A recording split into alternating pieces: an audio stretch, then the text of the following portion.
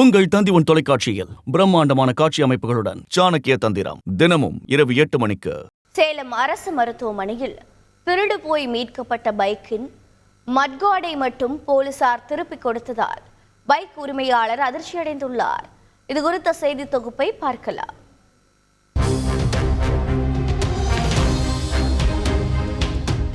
நீண்ட நாட்களுக்கு பிறகு தொலைந்து போன பைக் மீண்டும் கிடைத்த மகிழ்ச்சியில் ஆசையாய் வாங்கச் சென்ற உரிமையாளருக்கு இப்படி ஒரு அதிர்ச்சியை போலீசார் தருவார்கள் என அவர் கனவிலும் எதிர்பார்த்திருக்க மாட்டார்.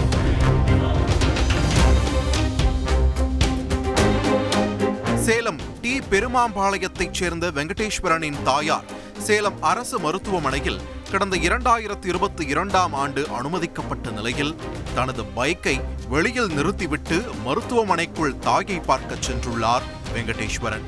தாயார் சிகிச்சை பலனின்றி உயிரிழந்தது பேரிடி. வெளியில் வந்து பார்த்தால் நிறுத்திய வண்டியும் மாயமாகி இருந்தது மற்றுமொரு இடி.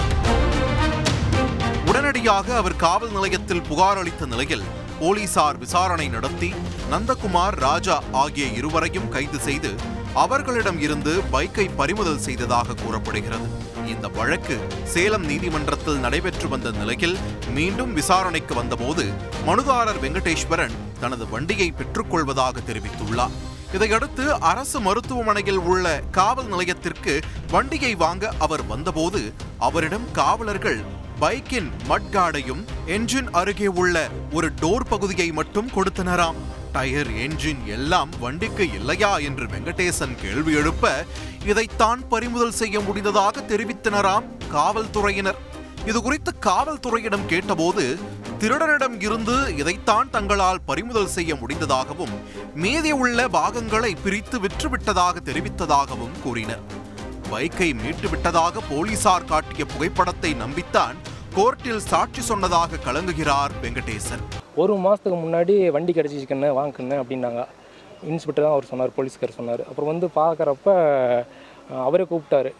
கோர்ட்டில் வண்டி ஒப்படைச்சிட்டோம், அங்கே வந்து சார்ஜ் சொல்லிட்டு வண்டி எடுத்துக்கோங்கன்னாரு. அப்புறம் கோர்ட்டுக்கு நான் போய் சார்ஜ் நான் சொன்னேன்.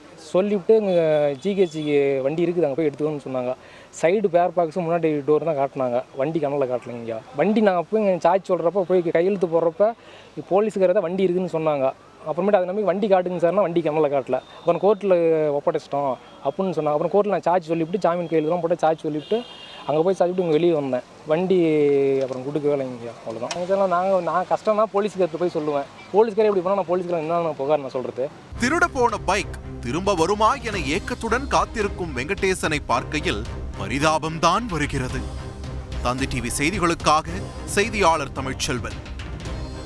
உங்கள் தந்தி தொலைக்காட்சியில் பிரம்மாண்டமான காட்சி அமைப்புகளுடன் சாணக்கிய தந்திரம் தினமும் இரவு 8 மணிக்கு.